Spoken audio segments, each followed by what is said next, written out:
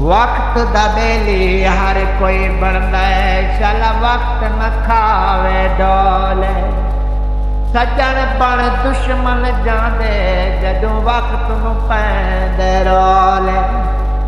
वक्त सलामत होवी माही, ते आ सज्जन खलांदे कोले।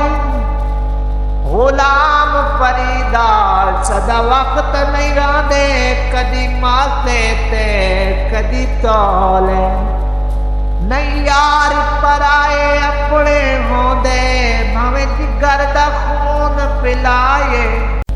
सप सप होंदे उन्हां टंगना होंदे, भावें लख दम दा रोज कराए। बेनस्ले तोड़ निभाएंदे नहीं, भावें लख खुराक खवाए। कदी पितल बेदाग नहीं सोना बनदा, लख पान सोने दिलाए।